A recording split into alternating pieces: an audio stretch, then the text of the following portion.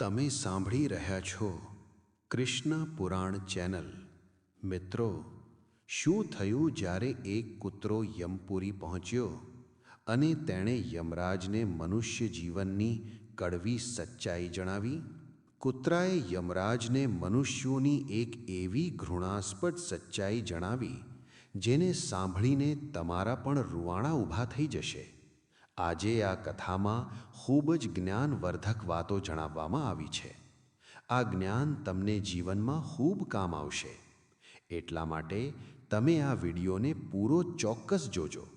સાથે જ મિત્રો, વિડીયોને લાઈક ચોક્કસ કરી દેજો. અમે ખૂબ મહેનત કરીને વિડીયો બનાવી રહ્યા છીએ, પરંતુ કોઈ લાઈક અને શેર કરતું નથી.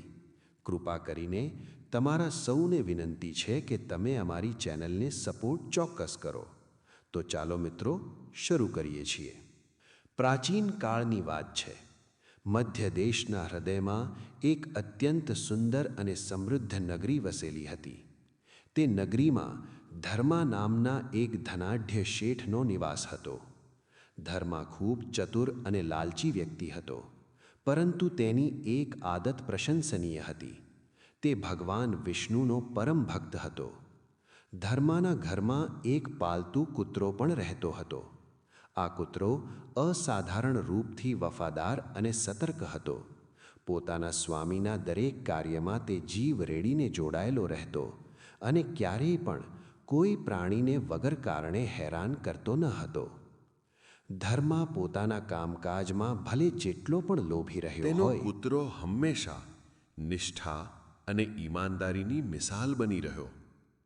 ધર્મા દરરોજ સવાર થતાં જ પોતાના ઘરના દેવાલયમાં કલાકો સુધી ધ્યાનમગ્ન થઈને ભગવાન વિષ્ણુની આરાધના કરતો હતો. તેની ભક્તિ અને આસ્થા એટલી પ્રબળ હતી કે એક દિવસ પોતે નારાયણ તેની ભક્તિથી પ્રસન્ન થઈને તેની સામે પ્રગટ થઈ ગયા. અચાનક તેજ પ્રકાશથી ઓરડો ઝગમગી ઉઠ્યો અને ધર્માએ આંખો ખોલી તો સામે નીલા વર્ણવાળા 4 ભુજાઓવાળા ભગવાન વિષ્ણુને ઊભેલા જોયા. તેમના હાથોમાં શંખ અને ચક્ર સુશોભિત હતા અને મુખ પર મધુર હાસ્ય હતું. આ અલૌકિક દ્રશ્ય જોઈને શેઠ સ્તબ્ધ રહી ગયો અને તરત જ શ્રદ્ધાભાવથી દંડવત થઈને વિષ્ણુના ચરણોમાં નમી ગયો. ભગવાન વિષ્ણુએ કોમળ વાણીમાં કહ્યું, હે વત્સ, ઉઠો, હું તમારી ભક્તિથી અત્યંત પ્રસન્ન છું. માગો તમારી જે અભિલાષા હોય, હું વરદાન આપીશ. ધર્માએ માથું નમાવીને વિનમ્ર સ્વરમાં ઉત્તર આપ્યો, પ્રભુ, તમારી કૃપાથી મને બધું જ પ્રાપ્ત છે. જો તમે મને વરદાન આપવા જ માગતા હો તો કૃપા કરીને આ સાદા કાગળ પર તમારા હસ્તાક્ષર કરી દો. આ કહીને શેઠે ખિસ્સામાંથી એક સફેદ કાગળ કાઢીને આગળ વધાર્યો. હું દુનિયાને બતાવવા માંગુ છું કે સાક્ષાત ભગવાને મને દર્શન આપ્યા. આજકાલ કોઈ ભગવાનના અસ્તિત્વ પર વિશ્વાસ તમારા કરતું હસ્તાક્ષર લોકો માટે પ્રમાણ હશે કે મને તમને મળવાનું સૌભાગ્ય પ્રાપ્ત થયું છે. ભગવાન વિષ્ણુ ધર્માની અનોખી યાચના સાંભળીને મંદ મંદ હસ્યા. તેમણે કહ્યું, તથાસ્તુ, લાવો તમારો કાગળ. પછી ભગવાને સ્વર્ણિમ પાભાથી દમકતા પોતાના હસ્તાક્ષર તે કાગળ પર કરી દીધા. ધર્માએ કૃતજ્ઞ થઈને તે કાગળને બંને હાથોથી ગ્રહણ કર્યો. બીજી જ ક્ષણે વિષ્ણુજીની આકૃતિ ધુમ્માડાની જેમ પ્રકાશમાં વિલીન થઈ ચૂકી હતી. દેવદર્શનનો તે ચમત્કાર સમાપ્ત થઈ ચૂક્યો હતો અને ધર્મા પોતાના ઘરના મંદિરમાં એકલો ઊભો હતો, હાથમાં ભગવાનના હસ્તાક્ષરયુક્ત વરદાનને હૃદયથી લગાવેલો. તે દિવસ પછીથી ધર્મા તે કાગળને હંમેશા પોતાના ખિસ્સામાં સાચવીને રાખવા લાગ્યો.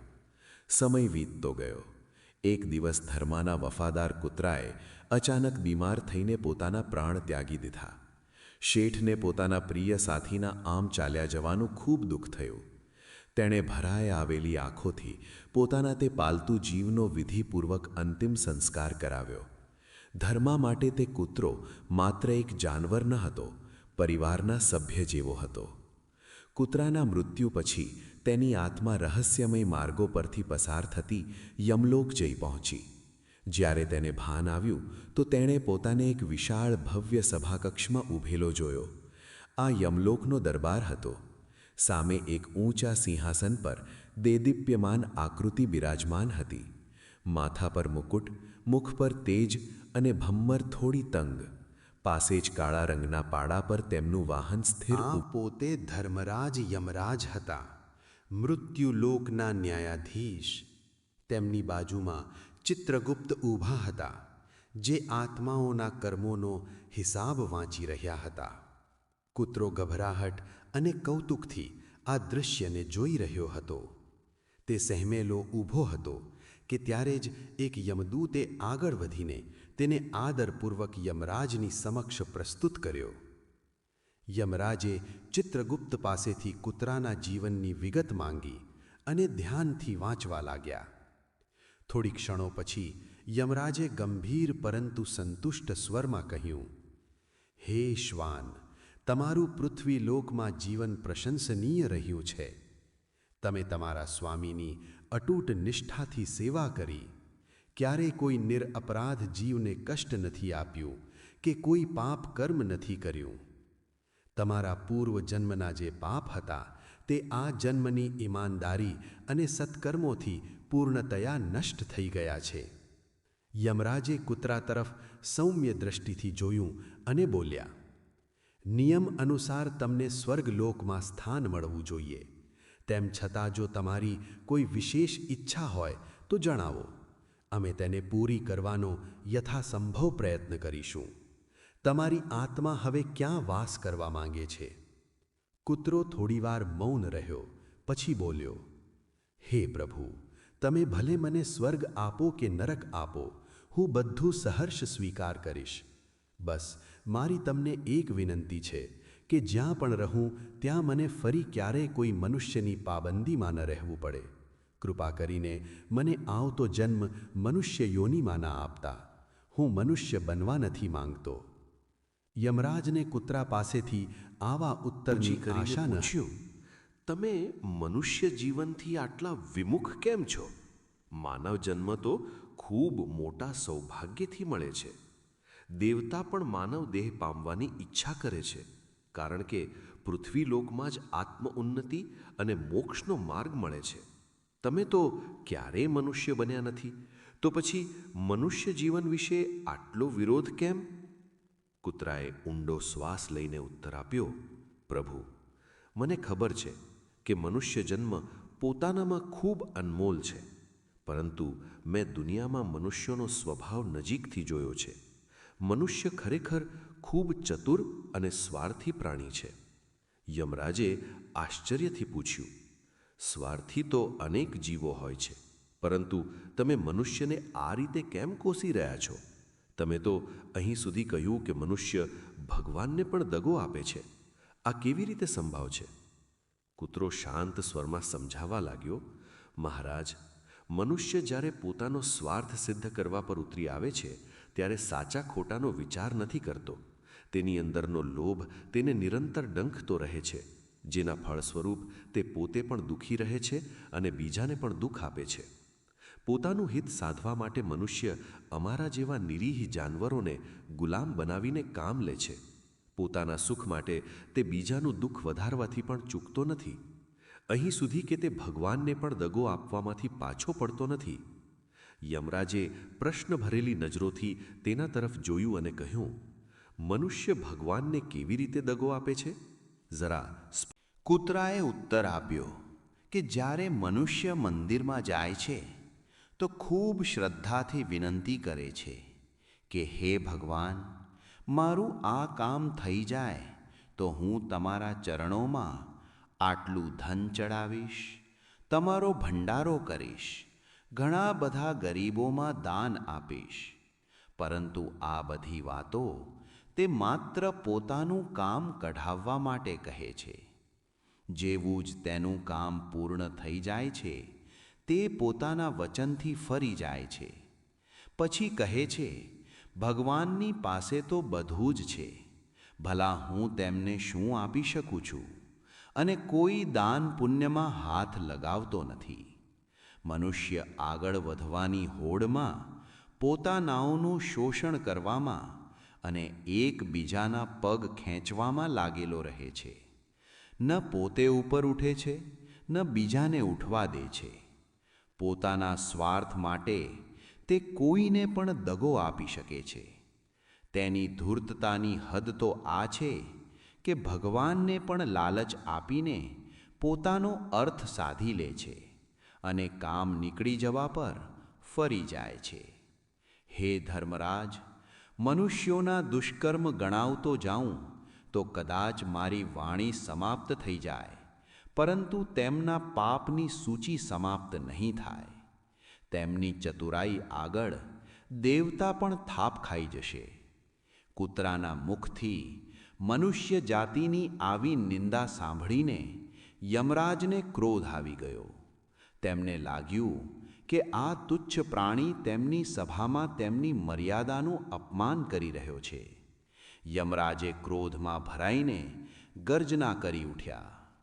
યમરાજે દૂતોને આદેશ આપ્યો, તરત પૃથ્વીલોક જાઓ અને આ કૂતરાના સ્વામી ધર્માશેઠને જીવતો જ અહીં લઈ આવો. હું પોતે જોવા માંગુ છું કે તે અમારી સામે કેવી ચાલાકી કરે છે.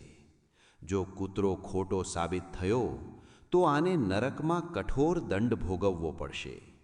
યમરાજનો આદેશ મળતાં જ 2 બળશાળી યમદૂત બોલ્યા, જેવી આજ્ઞા મહારાજ, અને અદૃશ્ય માર્ગથી પૃથ્વી લોક તરફ પ્રસ્થાન કરી ગયા. કૂતરાએ આ બધું સાંભળીને મનમાં ને મનમાં સંતોષના હાસ્યની સાથે યમરાજને પ્રણામ તેને કર્યા. પૂરો વિશ્વાસ હતો કે તેનો સ્વામી એક જીવતો મનુષ્ય યમલોકમાં આવીને જરૂર કોઈને કોઈ ઉલટફેર કરશે. ધરતી પર તે રાત્રે ચંદ્રમા મંદ પ્રકાશ ફેલાવી રહ્યો હતો. ધર્માશેઠ દિવસભરના કામકાજ પછી પોતાના બિસ્તર પર ગાઢ ઊંઘમાં સૂઈ રહ્યો હતો. અચાનક ઓરડામાં 2 છાયા મૂર્તિ જેવી આકૃતિઓ ઉપસી આવી. આ યમલોકના દૂત હતા. તેમણે સૂતેલા શેઠને ખાટલા સાથે ઉઠાવ્યો અને વગર અવાજ કરીએ હવામાં ઉડવા લાગ્યા. શેઠને ખબર પણ ના પડી કે તે ઊંઘમાં ક્યારે યમલોકની યાત્રા પર નીકળી ચૂક્યો છે. થોડે દૂર રહસ્યમય અંધકારમાં ઉડતા ગયા પછી ઠંડી હવાના ઝોંકાથી ધર્માની આંખ ખુલી ગઈ. તેણે પોતાને હવામાં ઉડતો જોયો તો ભયથી ચીખી ઉઠ્યો, "કોણ છો તમે? મને ક્યાં લઈ જઈ રહ્યા છો?" એક યમદૂતે ભારે ગર્જના જેવા અવાજમાં ઉત્તર આપ્યો, "મનુષ્ય, શાંત રહો. અમે યમરાજના દૂત છીએ અને તેમના જ આદેશથી તમને લાવી રહ્યા છીએ. તમારા કૂતરાએ યમરાજની સામે કહ્યું છે કે એક જીવતો માનવ અહીં આવીને યમરાજને પણ માત આપી શકે છે. તે જ વાતની તપાસ કરવા માટે ધર્મરાજે તમને સશરીર બોલાવ્યા છે." શેઠે આ સાંભળતા જ ગભરાહટ પર કાબૂ મેળવી લીધો અને બધી સ્થિતિ સમજી લીધી. તેનો ડર હવે ચતુરાઈમાં બદલાઈ ચૂક્યો હતો. તેણે વિચાર્યું, "અચ્છા, તો મારા વફાદાર કૂતરાએ મારા વિશે આવું કહ્યું છે. હવે મારે પોતાને સાબિત કરવું પડશે." શેઠે સ્ફૂર્તિથી પોતાનું ખિસ્સું તપાસ્યું અને ભગવાન વિષ્ણુના હસ્તાક્ષરવાળો કાગળ કાઢી લીધો. સૌભાગ્યથી તે તેને હરેક સમય સાથે રાખતો હતો. તીવ્રતાથી તેણે કાગળ પર 2-3 પંક્તિઓ લખી અને તેને ફરી ગળી વાળીને પોતાના ખિસ્સામાં રાખી લીધો. અંધારામાં યમદૂતોને કંઈ ખબર ન પડી કે શેઠ શું કરી રહ્યો છે. થોડી જ ક્ષણોમાં યમદૂત ધર્મા શેઠને લઈને યમરાજના દરબારમાં ઉપસ્થિત થઈ ગયા. આટલા મોટા દિવ્ય સભાકક્ષનું દ્રશ્ય જોઈને શેઠનું કાળજું ધક દઈને રહી ગયું. ચારે બાજુ યમદૂત ગણ અને અન્ય અદૃશ્ય પ્રાણીઓ ઊભા હતા. વચ્ચે સ્વર્ણજડિત સિંહાસન પર યમરાજ બિરાજમાન હતા. તેમ છતાં શેઠે હિંમત બાંધી અને માથું નમાવીને યમરાજની સમક્ષ જઈને ઊભો રહ્યો. યમરાજે એક સાધારણ જીવતા મનુષ્યને પોતાની સામે કાંપતો જોયો તો તેમના હોઠો પર થોડું વ્યંગનું હાસ્ય આવ્યું. તેઓ મનમાં ને મનમાં વિચારવા લાગ્યા કે આ તુચ્છ માનવ ભલા શું કરી લેશે. તેમણે ગર્જના કરીને પૂછ્યું, શું તમે જ ધર્માશેઠ છો? શેઠે કાંપતા હાથ જોડીને કહ્યું કે જી હા મહારાજ, હું જ ધર્મા છું. તે પોતાને અત્યંત દીન બતાવવાનો પ્રયત્ન કરી રહ્યો હતો. યમરાજે કડક સ્વરમાં કહ્યું, તમારા કૂતરાએ તમારી ચાલાકીની ખૂબ પ્રશંસા કરી છે. હવે અહીં તમારી પરીક્ષા થશે. જો તમે કેવી ચતુરાઈ બતાવી શકો છો. શેઠ કંઈ નથી બોલ્યો. તે ધીમા પગલે આગળ વધ્યો અને યમરાજને પ્રણામ કરીને ચૂપચાપ પોતાના ખિસ્સામાંથી ગળી વાળેલો કાગળ કાઢ્યો. બંને હાથ ઉપર ઉઠાવીને તેણે તે કાગળ આદરપૂર્વક યમરાજની તરફ વધારી દીધો. યમરાજે ચોંકીને તે કાગળ પોતાના હાથમાં લીધો અને નજર પડતાં જ જાણે સ્તંભિત રહી ગયા. તેમના નેત્રો વિસ્ફારિત થઈ ઉઠ્યા. કાગળ પર કેટલીક પંક્તિઓ લખી હતી અને નીચે ભગવાન વિષ્ણુના હસ્તાક્ષર હતા. વાંચતાં જ યમરાજ તરત જ સિંહાસન પરથી ઉતરી આવ્યા. બીજી જ પડે તેઓ શેઠના ચરણો તરફ યમરાજે શ્રદ્ધાપૂર્ણ સ્વરમાં કહ્યું, પ્રભુના આદેશ અનુસાર તમારું યમલોકમાં સ્વાગત છે. કૃપા કરીને આ રાજ સિંહાસન પર બિરાજમાન થાઓ. આ કહીને યમરાજે પોતાના હાથોથી સંકેત કર્યો અને શેઠને પોતાના સિંહાસન પર બેસવાનો અનુરોધ કર્યો. પોતે તેઓ એક બાજુ નીચે ઊભા રહી ગયા. દરબારમાં એકદમ શાંતિ છવાઈ ગઈ. યમલોકના બધા પ્રાણીઓ આશ્ચર્યથી આ દ્રશ્ય જોઈ રહ્યા હતા. પહેલીવાર એક નશ્વર માનવ યમરાજના રાજ સિંહાસન પર બેઠો હતો અને પોતે યમરાજ નીચે ઊભા હતા. બધા વિચારી રહ્યા હતા કે અવશ્ય આ કોઈ મહાન તપસ્વી કે સિદ્ધ પુરુષ હશે, જેના કારણે ધર્મરાજે આને આટલું માન આપ્યું છે. સિંહાસન પર બિરાજતા જ ધર્મા શેઠે રાજાની જેમ હુકમ આપવાના શરૂ કરી દીધા. તેણે ઊંચા સ્વરમાં ઘોષણા કરી કે આજથી યમપુરીના બધા જૂના નિયમ સમાપ્ત. હવે જેણે પણ પ્રાણ ત્યાગ્યા છે, ભલે પાપી હોય કે પુણ્યાત્મા, બધાને સીધા સ્વર્ગ મોકલવામાં આવશે. નરક લોકના દ્વાર હંમેશા માટે બંધ કરી દેવામાં આવશે. પછી શેઠે એક બીજો કઠોર આદેશ જારી કર્યો અને કહ્યું કે હવેથી યમરાજ યમપુરીના દ્વારપાલ હશે. આ સાંભળીને યમસભામાં સનસની ફેલાઈ ગઈ. યમરાજ પણ નતમસ્તક થઈને ચૂપચાપ ઊભા રહ્યા. શેઠના અપ્રત્યાશિત આદેશોથી દેવલોકમાં હડકંપ મચી ગયો. ઇન્દ્ર સહિત બધા દેવગણ વ્યાકુળ થઈ ઉઠ્યા. પરંતુ યમલોકના નવા અધિપતિના નિર્ણયને તરત બદલવો કોઈના વશમાં ન હતો. બધાના મનમાં આ જ પ્રશ્ન હતો કે હવે આગળ શું થશે. આ બાજુ થોડા જ સમયમાં નવા નિયમોનું પરિણામ દેખાવા લાગ્યું. મૃત્યુલોકથી આવવાવાળી દરેક આત્મા વગર ન્યાયે સીધી સ્વર્ગ મોકલવામાં આવી રહી હતી. જે પાપાત્માઓને અત્યાર સુધી નરકમાં કઠોર યાતનાઓ સહન કરવી પડતી હતી, તેઓ પણ છૂટીને સ્વર્ગના ઉદ્યાનોમાં વિહાર કરવા લાગી. સ્વર્ગલોકમાં ભીડ વધતી ચાલી ગઈ. દેવસેવક ચિંતિત હતા કે અચાનક આવેલી આ આત્માઓની ભીડને કેવી રીતે સંભાળવામાં આવે. સ્વર્ગની વ્યવસ્થા બગડવા લાગી હતી. યમલોકમાં કૂતરો દૂર ઊભો આ બધું આશ્ચર્યથી જોઈ રહ્યો હતો. તેને ગર્વ હતો કે તેનું કહેલું સત્ય સિદ્ધ થયું, પરંતુ સાથે જ તે એ જાણવા માટે ઉત્સુક હતો કે તેના સ્વામીએ એવો કયો ઉપાય કર્યો જેના બળ પર બધું પલટાઈ ગયું. અંતે તે પોતાને રોકી શક્યો નહીં અને ધીમા પગલે સિંહાસનની નજીક પહોંચી ગયો. કૂતરો આદરપૂર્વક બોલ્યો, સ્વામી, તમે તો કમાલ કરી દીધી. પળભરમાં સ્વર્ગ નરક બધું ઉલટપુલટ કરી દીધું. કૃપા કરીને એ તો જણાવો, આ બધું કેવી રીતે થયું? શેઠે હસીને ધીમા સ્વરમાં ઉત્તર આપ્યો, આ બધું પ્રભુ વિષ્ણુના હસ્તાક્ષરવાળા તે કાગળનો મહિમા છે. જ્યારે યમદૂત મને લાવી રહ્યા હતા, ત્યારે મેં એ જ કાગળ પર લખી દીધું હતું કે યમરાજ જે જીવતા મનુષ્યને લાવી રહ્યા છે, તેને યમલોકની ગાદી પર બેસાડી દેવામાં આવે. આ વિષ્ણુ ભગવાનનો આદેશ છે. કાગળ પર ભગવાનની સહી પહેલેથી જ હાજર હતી, એટલા માટે યમરાજને લાગ્યું કે પોતે વિષ્ણુએ જ આ આદેશ આપ્યો છે. બસ તેમણે તાત્કાલિક મારું કહેલું માની લીધું. શેઠની ચતુરાઈ સાંભળીને કૂતરો દંગ રહી ગયો. તે પ્રશંસા ભરેલા સ્વરમાં બોલ્યો, માની ગયા માલિક, મનુષ્ય બુદ્ધિની ધૂર્તતા ખરેખર ગજબ છે. જ્યાં ધારો ત્યાં પોતાનો દાવ ખેલી જ લે છે. તમે તો એક જ ચાલમાં યમરાજને માત આપી દીધી. પેલી બાજુ સ્વર્ગમાં વધતી અવ્યવસ્થા જોઈને દેવતાઓની ચિંતા ચરમ પર જઈ બધા પહોંચી. દેવગણ ભગવાન વિષ્ણુની પાસે ગયા અને યમલોકમાં થયેલા અનર્થની કથા સંભળાવીને વિનંતી કરી કે તેઓ હસ્તક્ષેપ કરે.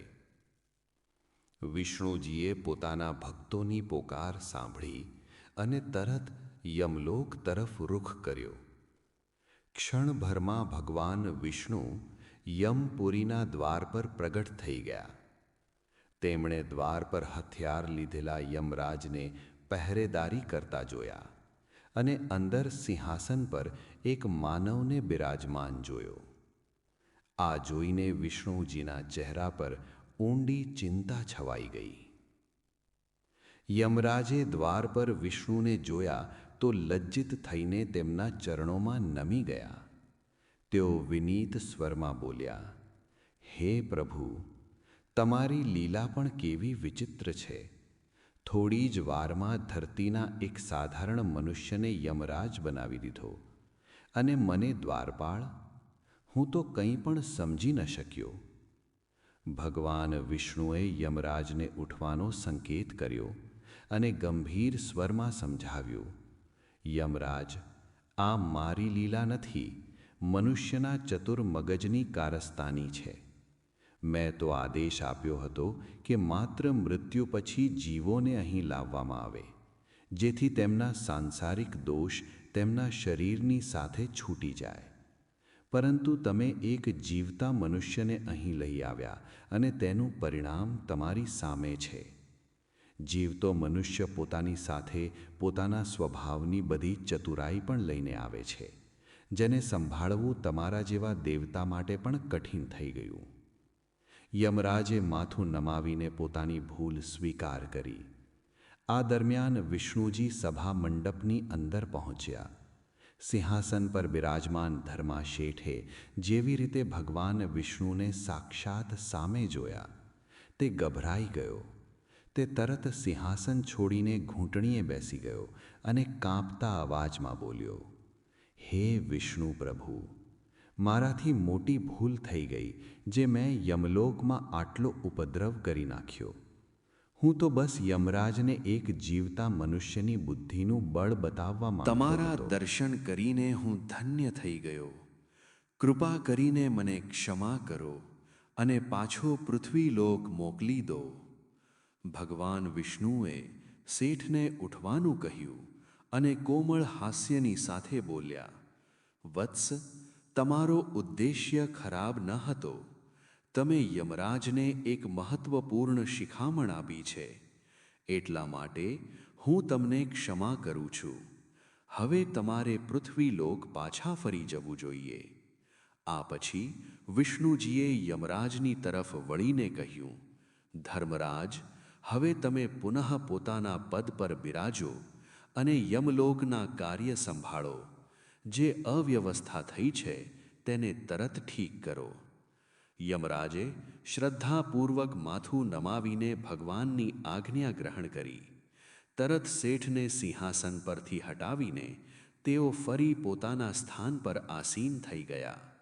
વિષ્ણુજીના સંકેત પર યમદૂત ધર્મા શેઠને સસન્માન પાછો તેના ઘરે પહોંચાડી આવ્યા.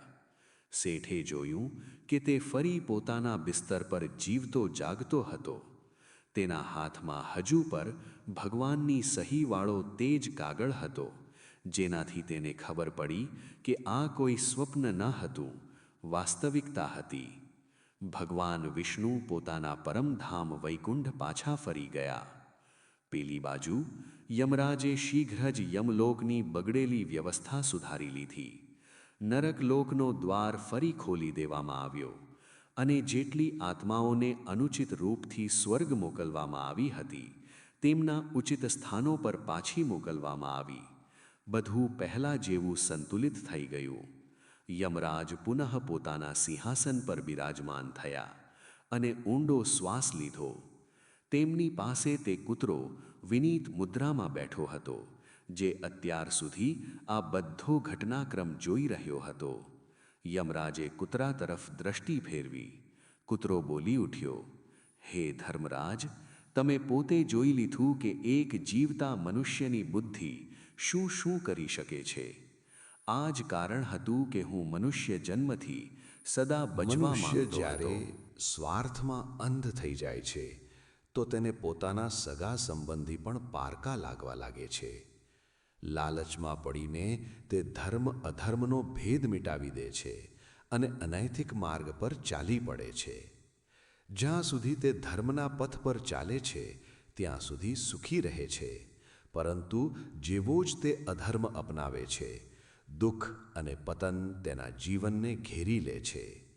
અંતે તેનો સર્વનાશ થઈ જાય છે. યમરાજે ચૂપચાપ કૂતરાની વાતો સાંભળી અને ગંભીર સ્વરમાં કહ્યું, હે શ્વાન, આજે તમે જે જ્ઞાન આપ્યું છે તે મને સદા સ્મરણ રહેશે. તમારી ઈચ્છાના અનુરૂપે તમને ક્યારેય માનવ યોનિમાં જન્મ આપવામાં નહીં આવે. હું તમને આશીર્વાદ આપું છું કે તમે સ્વર્ગલોકમાં સ્વતંત્રતાથી વિચરણ કરો. ત્યાં તમારા પર કોઈ માનવના કોઈ બંધન નહીં રહે. કૂતરાએ કૃતજ્ઞતાપૂર્વક માથું નમાવીને યમરાજને પ્રણામ કર્યા. આ પ્રકારે એક સાધારણ કૂતરાએ પોતાની બુદ્ધિમત્તા અને સત્યનિષ્ઠાના બળ પર પોતે યમરાજને મનુષ્ય જીવનની સચ્ચાઈ જણાવી દીધી. યમલોકની સભામાં ઉપસ્થિત સમસ્ત દેવગણ અને યમદૂત નિઃશબ્દ હતા. તો મિત્રો, આ પ્રકારે એક કૂતરાએ યમરાજને મનુષ્ય જીવનની સચ્ચાઈ જણાવી છે. આશા છે તમને આ જાણકારી સારી લાગી હશે. વિડીયોને લાઈક ચોક્કસ કરો અને કમેન્ટમાં જય શ્રી કૃષ્ણ અવશ્ય લખો. સાથે જ ચેનલને સબસ્ક્રાઈબ કરો. તમારા સૌનો આભાર. જો તમને આ વિડીયો અને આ પવિત્ર કથા પસંદ આવી હોય તો કમેન્ટમાં જય શ્રી રામ લખવાનું ભૂલતા નહીં. અને આવી જ ધાર્મિક કથાઓ સાંભળવા માટે કૃષ્ણા ચેનલને અત્યારે જ સબસ્ક્રાઈબ કરો. જય શ્રી કૃષ્ણ. હર હર મહાદેવ.